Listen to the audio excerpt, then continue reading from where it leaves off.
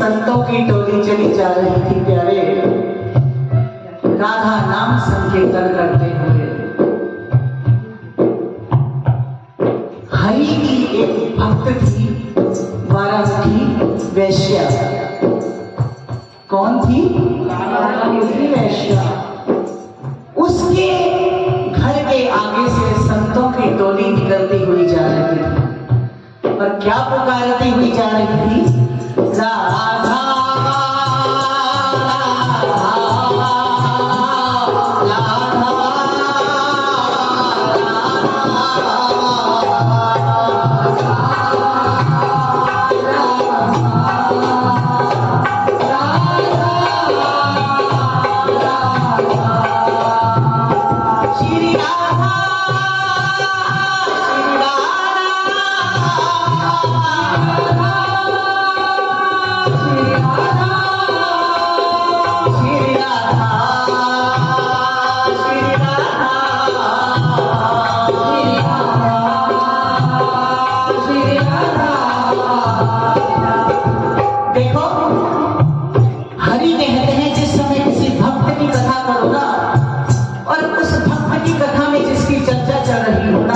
उस समय अपने आप को वो समझ लेना चाहिए। उस समय अपने आप को समझ लेना चाहिए। उस पात्र में चले जाना चाहिए, उस पात्र में घुस जाना चाहिए, अपने आप को वही समझना चाहिए। इसीलिए आप सभी लोग इस समय के दिमाग में सोच के चलो कि आप हरि के आगे बैठे हरि का नाम ले रहे हो और आपके घर के आगे से संतों की टोली निकलती जा रही है। दोनों हाथ उठाकर सभी बोल दो, राधा राधा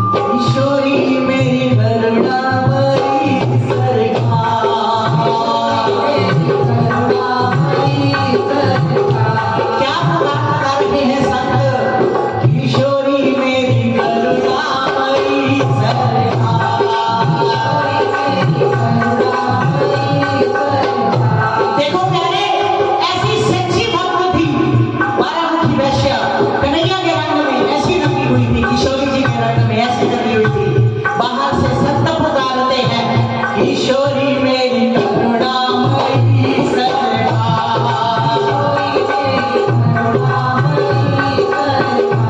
उनकी आवाज सुनकर अंदर से वैश्या क्या कहती है, ओ लाडो मेरी करुणामयी सरकार।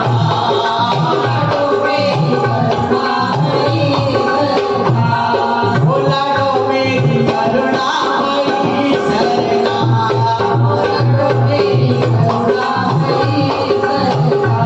संतों की डोली झूमती हुई किशोरी जी का नाम पुकार रही है। अंदर बैठी हुई बारामुखी वैश्या कन्हैया का नाम पुकार रही है। बाहर संत झूम रहे हैं, अंदर बारामुखी वैश्या झूम रही है, किशोरी मेरी करुणामयी सरकार।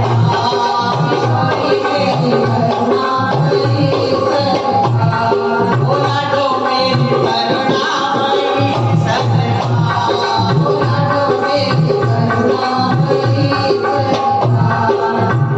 झूमते झूमते कन्हैया की मस्ती लेते लेते, किशोरी जी की मस्ती लेते लेते बारामुखी वैश्या की आंखों में अश्रुधारा बहने चली जाती है। उसकी सखियां उसके पास आती हैं और कहती है, क्या हुआ, आप रो क्यों रहे हो? कहती है, बाहर से संतों की टोली निकल रही है, बहुत ही आनंदमयी, बहुत ही सुरीली आवाज मेरे कानों में पड़ रही है। मैं इनके दर्शन करना चाहती हूँ, मैं इनके दर्शन करना चाहती हूँ, दर्शन करना चाहती हूँ। लेकिन मैं अभागन अपने आप से शर्मिंदा हूँ कि मैं एक वैश्या हूँ। अपने कर्मों से शर्मिंदा हूँ कि मैं एक वैश्या हूँ। ऐसा ना हो कि मैं बाहर जाऊं और मुझे इस रूप में देखकर ये संत यहाँ से उठकर चले जाए, इसलिए मैं इनके सामने जाना नहीं चाहती। लेकिन वो धुन इतनी तेज बढ़ती है, राधा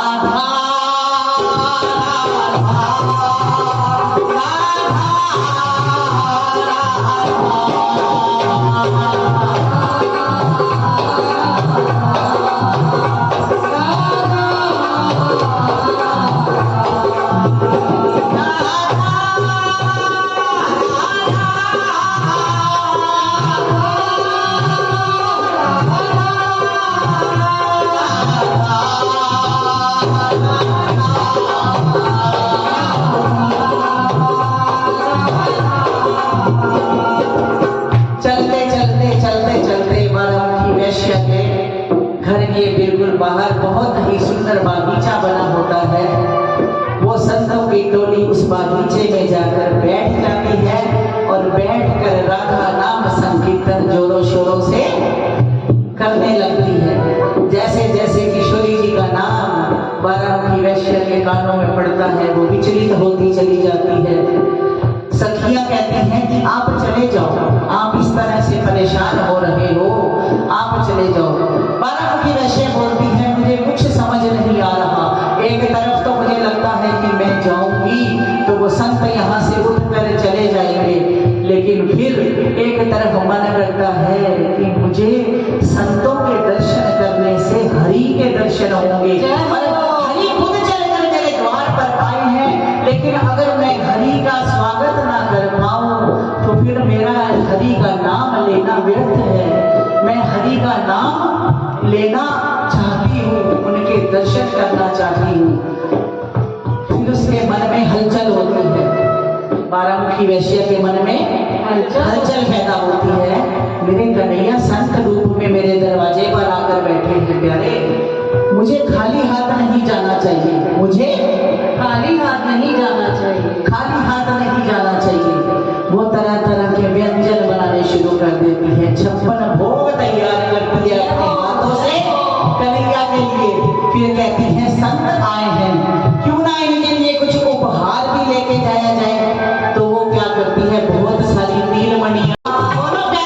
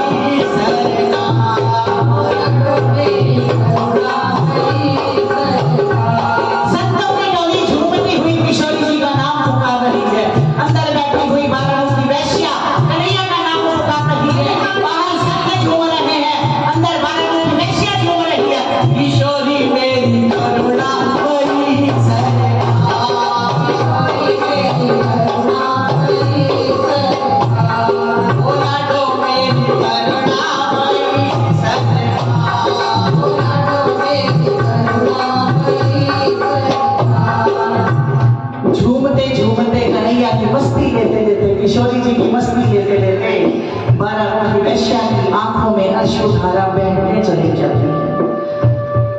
उसकी सखियां उसके पास आती हैं और कहती है, क्या हुआ, आप रो क्यों रहे हो?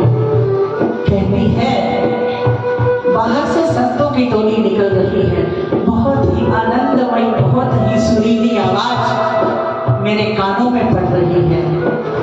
मैं इनके दर्शन करना चाहती हूँ, मैं इनके दर्शन करना चाहती हूँ, दर्शन करना चाहती हूँ, लेकिन मैं अभागन अपने आप से शर्मिंदा हूँ कि मैं एक वेश्या हूँ, अपने कर्मों से शर्मिंदा हूँ कि मैं एक वेश्या हूँ।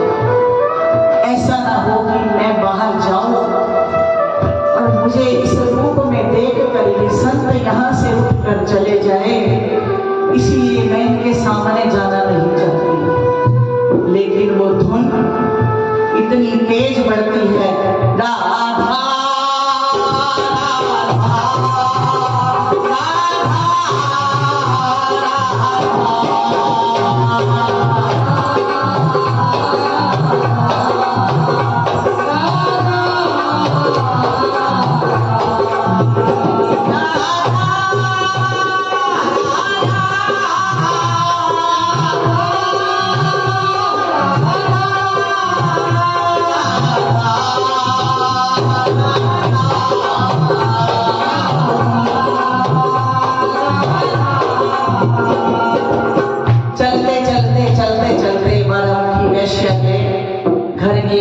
बाहर बहुत ही सुंदर बागीचा बना होता है। वो संतों की टोली उस बागीचे में जाकर बैठ जाती है और बैठकर राधा नाम संकीर्तन जोरों शोरों से करने लगती है। जैसे जैसे किशोरी जी का नाम बारामुखी वैश्य के कानों में पड़ता है, वो विचलित होती चली जाती है। सखियां कहती हैं कि आप चले जाओ, आप इस तरह से परेशान हो रहे हो, आप चले जाओ। की वैसे बोलती है मुझे कुछ समझ नहीं आ रहा। एक तरफ तो मुझे लगता है कि मैं जाऊंगी तो वो संत यहाँ से उठकर चले जाएंगे, लेकिन फिर एक तरफ मन करता है कि मुझे संतों के दर्शन करने से हरि के दर्शन होंगे। और हरि खुद चलकर मेरे द्वार पर आए हैं, लेकिन अगर मैं हरि का स्वागत ना कर पाऊं तो फिर मेरा हरि का नाम लेना व्यर्थ है। मैं हरि का नाम लेना चाहती हूँ, उनके दर्शन करना चाहती हूँ। फिर उसके मन में हलचल होती है, बारामुखी वैश्य के मन में हलचल पैदा होती है। मेरे कन्हैया संत रूप में मेरे दरवाजे पर आकर बैठे हैं प्यारे, मुझे खाली हाथ नहीं जाना चाहिए, मुझे खाली हाथ नहीं जाना चाहिए, खाली हाथ नहीं जाना चाहिए। वो तरह तरह के व्यंजन बनाने शुरू कर देती है, 56 भोग तैयार करती है अपने हाथों से कन्हैया के लिए।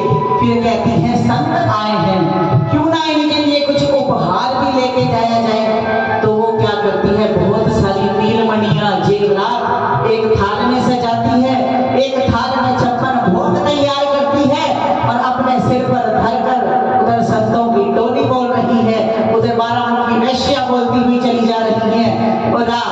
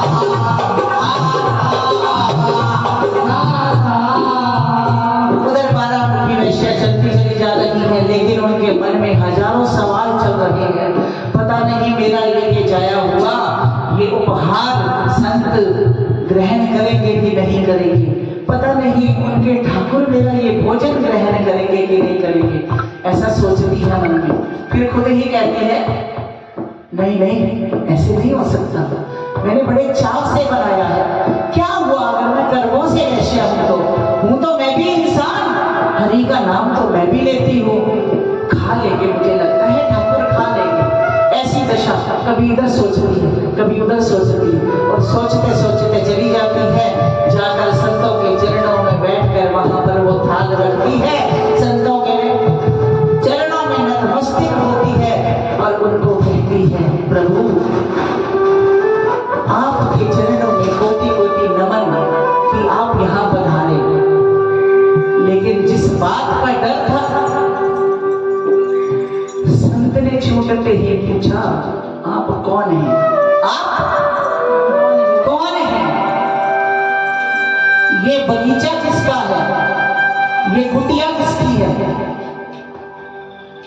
हरि के जो भक्त होते हैं ना वो झूठ नहीं बोलते, गांठ बांध लेना इस बात को।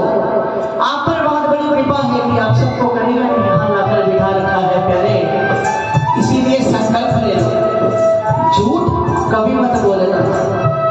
हरि के भक्त कभी झूठ नहीं बोलते प्यारे, इसलिए झूठ तो वो बोल नहीं सकती थी, झूठ तो बोल नहीं सकती थी। कहने लगी मैं कर्मों से वैश्य हूँ, लेकिन मैं हरि को बहुत मानती हूँ, मैं किशोरी जी को बहुत मानती हूँ, उनके बिना तो मेरी सांस भी नहीं चलती, लेकिन मैं मजबूर हूँ, मेरा पेशा है, मुझे ये सब करना पड़ता है। संत कहते हैं हम आपका लाया हुआ भोजन अपने ठाकुर को नहीं नहीं खिला सकते। रोती है, गिड़गिड़ाती है बारामुखी वैश्य, बहुत रोती है। कहते हैं आप ऐसे मत करिए, आप मेरा ये लाया हुआ भोजन स्वीकार कर लीजिए, मैंने बहुत चाव से बनाया है। संत कहते हैं आपका भोजन तो हम ग्रहण नहीं कर सकते, क्योंकि हमारी भी कुछ मर्यादा है। हम आपके लिए इतना कर सकते हैं, क्या बना होता है। वो संतों की टोली उस बागीचे में जाकर बैठ जाती है और बैठकर राधा नाम संकीर्तन जोरों शोरों से करने लगती है। जैसे जैसे किशोरी जी का नाम बारामुखी वैश्य के कानों में पड़ता है, वो विचलित होती चली जाती है। सखियां कहती हैं कि आप चले जाओ, आप इस तरह से परेशान हो रहे हो, आप चले जाओ। बारामुखी वैश्य बोलती है मुझे कुछ समझ नहीं आ रहा। एक तरफ तो मुझे लगता है कि मैं जाऊंगी तो वो संत यहाँ से उठकर चले जाएंगे, लेकिन फिर एक तरफ मन करता है कि मुझे संतों के दर्शन करने से हरि के दर्शन होंगे। हरि खुद चलकर मेरे द्वार पर आए हैं, लेकिन अगर मैं हरि का स्वागत ना कर पाऊं तो फिर मेरा हरि का नाम लेना व्यर्थ है। मैं हरि का नाम लेना चाहती हूँ, उनके दर्शन करना चाहती हूँ। फिर उसके मन में हलचल होती है, बारामुखी वैश्य के मन में हलचल पैदा होती है। मेरे कन्हैया संत रूप में मेरे दरवाजे पर आकर बैठे हैं प्यारे, मुझे खाली हाथ नहीं जाना चाहिए, मुझे खाली हाथ नहीं जाना चाहिए, खाली हाथ नहीं जाना चाहिए। वो तरह तरह के व्यंजन बनाने शुरू कर देती है, 56 भोग तैयार करती है अपने हाथों से कन्हैया के लिए। फिर कहती है संत आए हैं, क्यों ना इनके लिए कुछ उपहार भी लेके जाया जाए। तो वो क्या करती है, बहुत सारी नीलमणियां जेवरात एक थाल में सजाती है, एक थाल में 56 भोग तैयार करती है और अपने सिर पर धरकर उधर संतों की टोली बोल रही है, उधर बारामुखी वैश्या बोलती हुई चली जा रही है। और राधा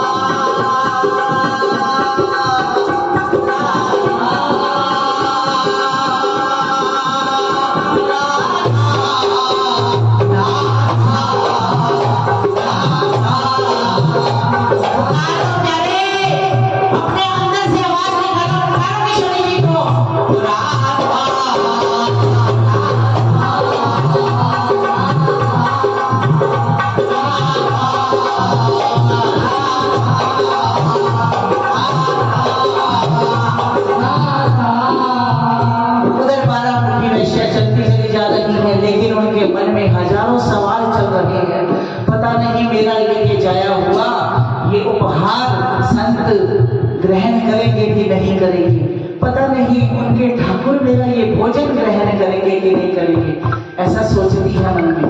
फिर खुद ही कहते हैं नहीं नहीं ऐसे नहीं हो सकता, मैंने बड़े चाव से बनाया है, क्या हुआ अगर मैं कर्मों से वैश्य हूं तो मैं भी इंसान, हरि का नाम तो मैं भी लेती हूँ, खा लेंगे, मुझे लगता है ठाकुर खा लेंगे। ऐसी दशा कभी इधर सोचती है कभी उधर सोचती है और सोचते सोचते चली जाती है, जाकर संतों के चरणों में बैठकर वहां पर वो थाल रखती है, संतों के चरणों में नतमस्तक होती है और उनको कहती है प्रभु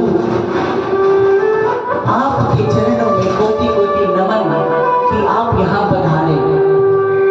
लेकिन जिस बात का डर था, संत ने छूटते ही पूछा आप कौन हैं, आप कौन हैं, ये बगीचा किसका है, ये कुटिया किसकी है। हरि के जो भक्त होते हैं ना, वो झूठ नहीं बोलते। गांठ बांध लेना इस बात को।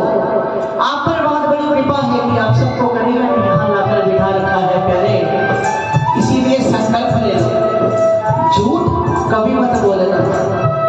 हरि के भक्त कभी झूठ नहीं बोलते प्यारे, इसलिए झूठ तो वो बोल नहीं सकती थी, झूठ तो बोल नहीं सकती थी।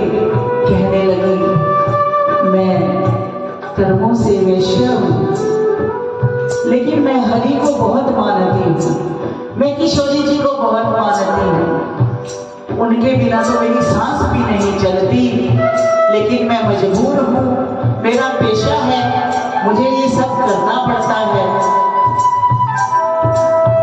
संत कहते हैं हम आपका लाया हुआ भोजन अपने ठाकुर को नहीं खिला सकते। रोती है, गिड़गिड़ाती है बाराबंकी वैश्य, बहुत रोती है, कहते हैं आप ऐसे मत करिए, आप मेरा ये लाया हुआ भोजन स्वीकार कर लीजिए, मैंने बहुत चाव से बनाया है। संत कहते हैं आपका भोजन तो हम ग्रहण नहीं कर सकते, क्योंकि हमारी भी कुछ मर्यादा है। हम आपके लिए इतना कर सकते हैं कि आप ये जो जेवरात, ये जो बनिया लाए हैं ना, इनको ले जाकर आप कन्हैया के लिए एक मुकुट तैयार करो अपने हाथों से। इन जेवरात का हम सुबह वृंदावन की ओर जा रहे हैं, आपको साथ चलेंगे और आप वहां चलकर अपने हाथों से बनाया हुआ ये मुकुट कन्हैया को पहनावे। वैश्या इसमें ही बहुत खुश होती है, बहुत प्रसन्न होती है कि चलो कोई बात नहीं, अगर भोजन नहीं स्वीकार किया तो कोई बात नहीं, लेकिन कम से कम मुझे इस लायक तो समझा कि मेरे जेवरात, मेरी नीलमणियों से कन्हैया मेरे हाथों से बनाया हुआ मुकुट आप स्वीकार करेंगे, मेरे हाथों से बनाया हुआ मुकुट स्वीकार करेंगे, स्वीकार करेंगे प्यारे। जब संत उनको कहते हैं कि आप मुकुट बनाओ और उन जेवरात को लेकर बाराबंकी वैश्या जाती है अपनी कुटिया की ओर, और क्या बोलती जाती है, नी में उज्जैया पागाली, आज संत मेरे घर आए, उज्जैया पागाली, आज संत मेरे घर आए, आज संत मेरे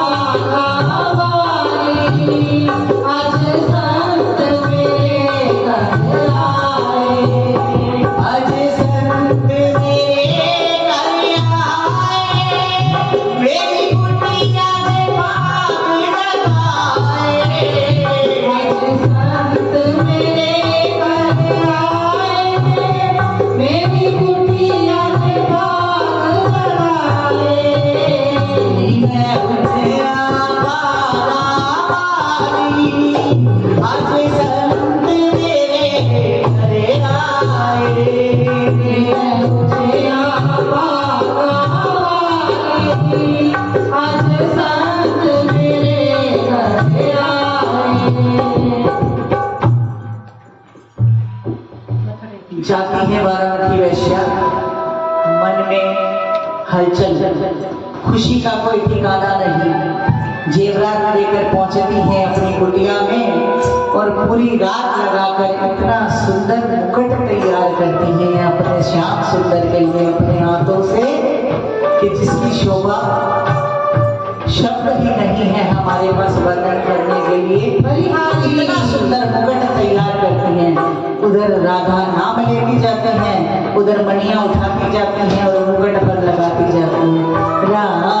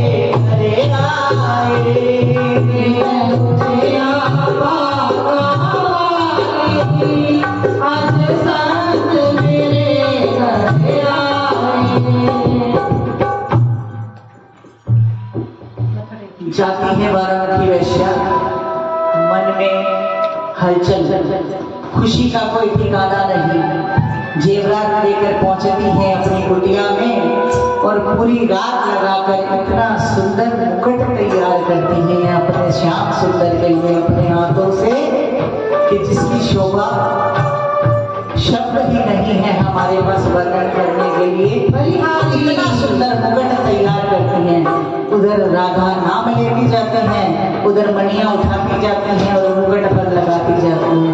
राधा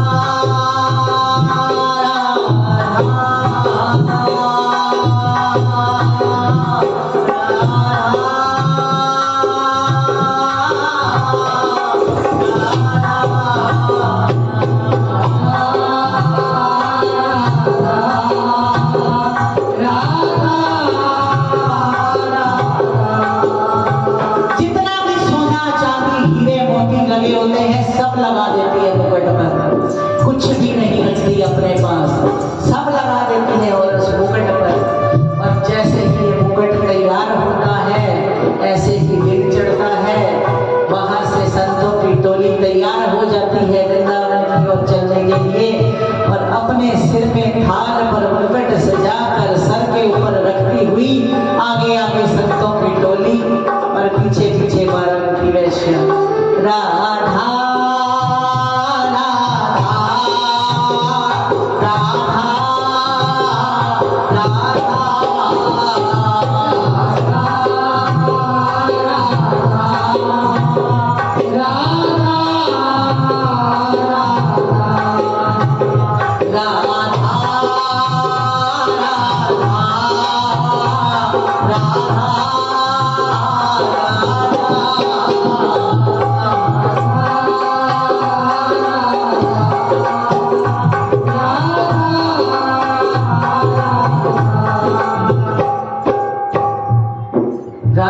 लेते लेते साथ में संत क्या कहते हैं, ओ हरे रामा रामा राम राजा राम राम राम,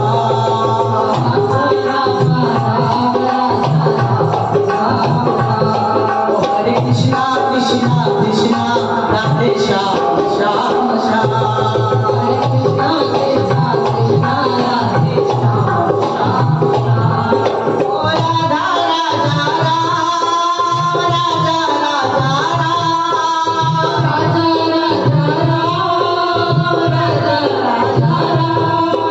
श्याम श्याम श्याम सीता राम राम राम, श्याम श्याम सीता राम राम राम, जय राजा राजा राम राजा राम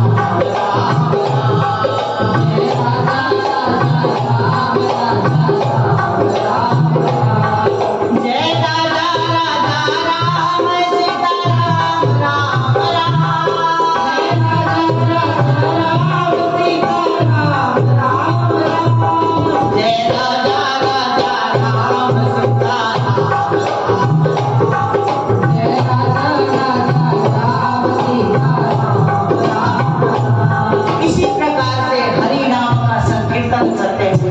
किशोरी जी के नाम का संकीर्तन करते हुए संत महात्मा की टोली और पीछे पीछे 12 की वैश्या पहुंचती है वृंदावन धाम बिहारी जी की चौखट पर। जय हो, बिहारी जी की चौखट पर पहुंचते हैं। भीड़ होती है, बहुत रश होता है वहां पर। संतों की टोली और उनके बीच में 12 की वैश्या। अपना ध्यान सभी इधर लगाइए। इतने में क्या होता है, किसी पुजारी की नजर पड़ जाती है 12 मुखी वैश्या पर और वो पहचान लेते हैं कि ये तो पेशे से वैश्या है, ये यहाँ मंदिर में क्या करने आई है, ये यहाँ मंदिर में क्या करने आई है, मंदिर में क्या करने आई है। वही हंगामा मच जाता है, शोर मच जाता है। अरे अरे अरे, ये वैश्या कहाँ से आ गई हम पुजारियों के बीच में, बिहारी जी के मंदिर पर इस वैश्या का क्या काम। शोर मचा देता है पुजारी। संत से कहता है तुम्हें लाज नहीं आई, एक वैश्या को अपने साथ लेकर चलते हो, शर्म आनी चाहिए तुम्हें लज्जित होना चाहिए कि तुम एक वैश्या को अपने साथ लेकर चले हो। जैसे तैसे करके संत बात को संभालते हैं और कहते हैं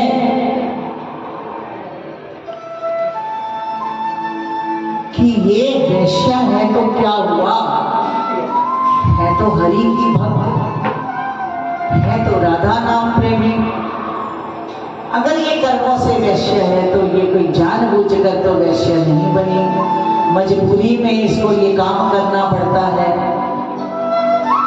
क्या हुआ अगर ये पेशे से वैश्य है तो ऐसे मत करो, इसके भाव बहुत अच्छे हैं। ये श्याम सुंदर के लिए अपने हाथों से मुकुट तैयार करके लाई है, उन्हें मुकुट पहनाना चाहती है तो इसको अंदर आने दो।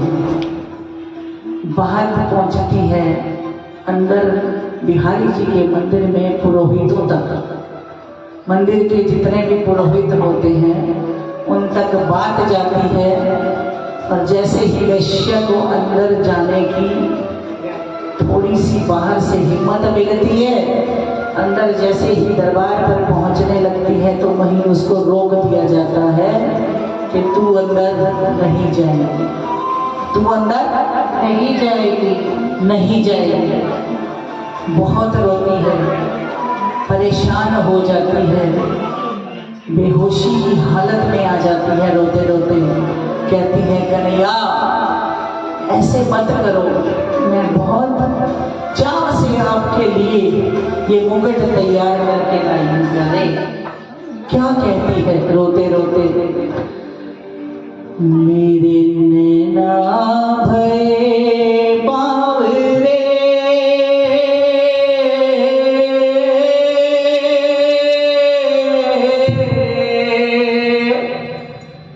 भैया मैंने जैसे कि आपको पहले भी बोला कि जब किसी कथा में जाते हो उस चरित्र को अपने आप में उतार लिया करो प्यारे। देखो आने जाने वाले की तरफ ध्यान मत लगाओ, मैं पहले भी कहती हूँ, मैं तो क्या हूं, मेरी क्या बात मैं आप लोगों को कन्हैया की राह तक ला सकूं, ये तो वो आप पर कृपा कर रहा है, तो आप आज यहाँ पर बैठकर आनंद ले रहे हो प्यारे। और मैं नहीं चाहती कि आपके इस आनंद के बीच में कोई आए, जो आता है उसको आने दो, जो जाता है उसको जाने दो। बहुत मुश्किल से तार जुड़ती है श्याम सुंदर से, अपनी तार को यहीं पर जोड़ कर रखो प्यारे। इस समय अपने आप को उस वैश्य की जगह लाकर रखो कि आप हरि के दरबार में पहुंचे हो, बहुत चाव से, बहुत कठिनाइयों से हरि के दरबार में पहुंचे हो, लेकिन आपको अंदर नहीं जाया दिया जा रहा। वो दशा अपने अंदर पैदा करो प्यारे, उस दशा को अपने अंदर लाओ। कन्हैया के चरणों में जाए हो, लेकिन कन्हैया को पा नहीं पा रहे, कन्हैया को देख नहीं पा रहे हो, कन्हैया के दर्शन नहीं कर पा रहे हो।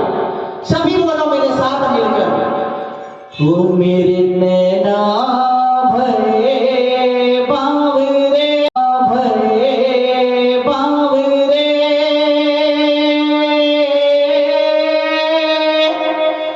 मेरे नैना भरे बावरे,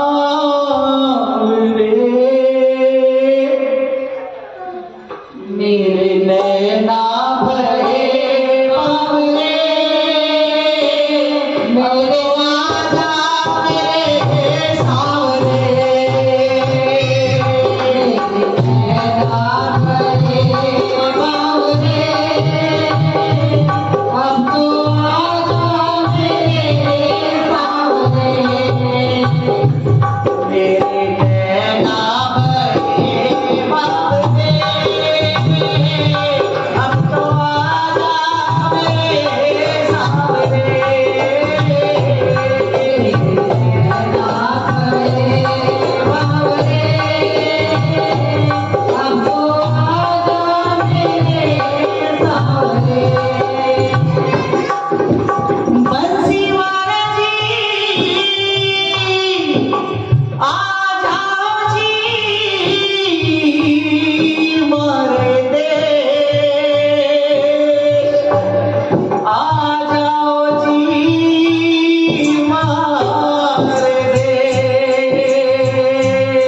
अब तो आजा मेरे सामने,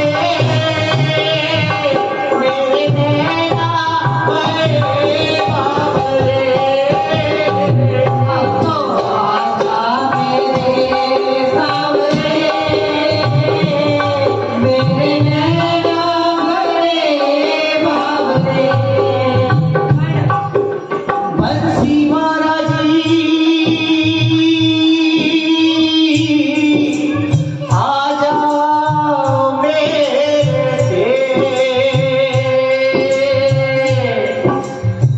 तेरी सांवरी सूरत वालों वेश में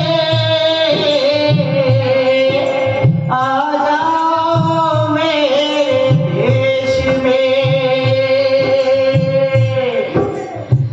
सखी आवन आवन कह जुगे,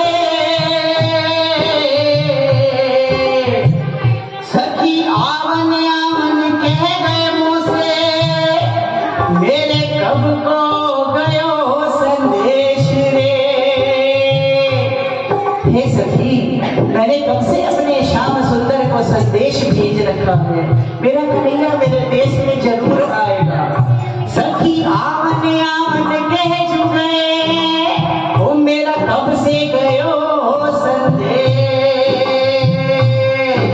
अरे गिनते गिनते घिस गई मेरी, गिनते गिनते घिस गई मेरी आंगुलियों की रेख रे, आंगुलियों की रेख रे। तेरे मोर मुकुट कानन कुंडल, क्या कह रही है बारामुखी वैश्या, क्या कह रही है? ओ तेरे मोर मुकुट कानन कुंडल, तेरे घूंघट वाले के, अरे तेरे कारण इस मीरा ने ओ प्यारे धर लियो जोगन वे, प्यारे धर लियो जोगन वे। क्या कहती है? कन्हैया को मिलने के लिए जब रोक देते हैं सारे पुजारी बेहोशी की हालत में, वैश्या क्या कहती है? वे मैं कमली हो गई तन दर्द जलाना आया, कमली हो गई तन दर्द जलाना आया। हाँ सुनकर मुझ पर कृपा कर दी। क्या कहती है? गोविंद चले आओ,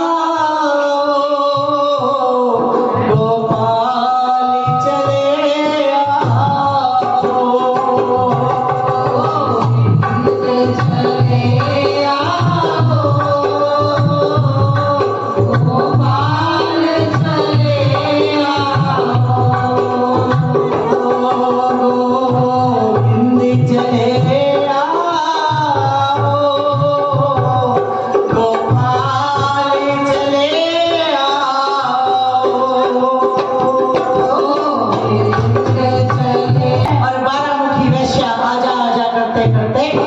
राधा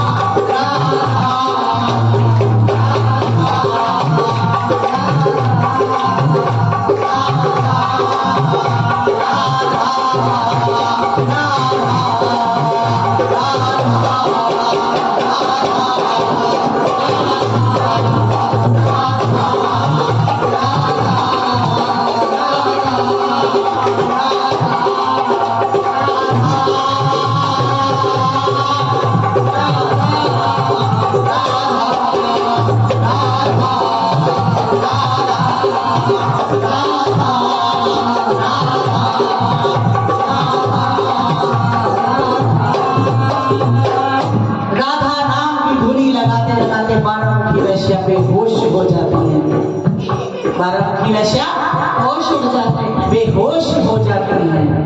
पर जैसे ही वो बेहोश होती है वैसे ही बिहारी जी के दरबार का पुरोहित खुद चलता हुआ बारामुखी वैश्या की तरफ आता है और उन्हें हिलाते हैं और कहते हैं उठो, तुम्हें ठाकुर जी पुकार रहे हैं, उठो तुम्हें ठाकुर जी पुकार रहे हैं, पुकार रहे हैं।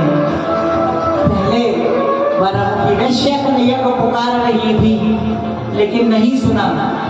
जैसे ही राधा नाम उच्चारण किया वैसे ही कन्हैया होश में आए और कन्हैया ने पुरोहित को बोला कि जाओ पहले उस बारामुखी वैश्या को मेरे पास लेकर आओ, जब तक मेरे को उसका लाया हुआ मुकुट नहीं पहनाओगे मैं किसी की भी पूजा स्वीकार नहीं करूंगा।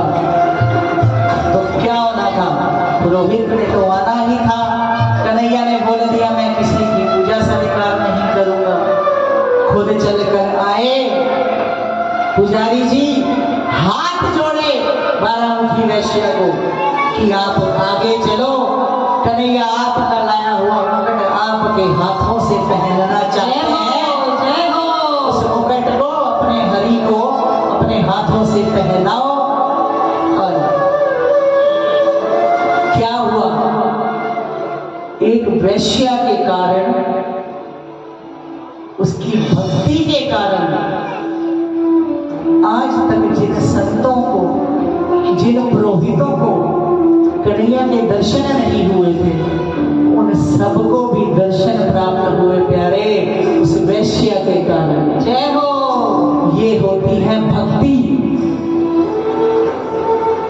चाहे वो कर्म की वैश्या थी, पेशे से वैश्या थी, लेकिन उसकी भक्ति सच्ची थी। और सबसे बड़ी बात, वो संतों का संग करके बिहारी जी की चौखट पर पहुंची थी।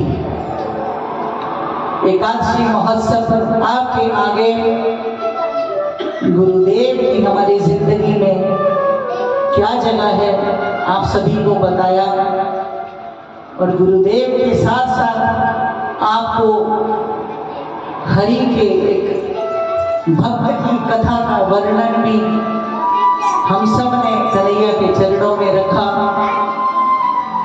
जिस प्रकार से मेरे श्याम सुंदर इन भक्तों ने आपके आगे इस लीला को कहा और सुना, जिस भी भाव से कहा, जिस भाव से सुना सबने, मेरा कन्हैया आप सबकी झोलियां भरे और इसी प्रकार से आप सबको अपने चरणों में लगाए रखें। आप इसी प्रकार से कन्हैया को सुंदर सुंदर भावों से, सुंदर सुंदर कथाओं से, सुंदर सुंदर नृत्य से, सुंदर सुंदर श्रृंगार से रिझाते रहें, मनाते रहें। और कथा करने में मुझसे कोई भी त्रुटि हुई हो तो क्षमा करना। एक बार सभी राधा नाम की धुनी कन्हैया के चरणों में जोर जोर से लगाएंगे, ताकि आपके राधा नाम से कन्हैया रीझ कर आप सबके हृदय में आकर विराजमान हो जाए।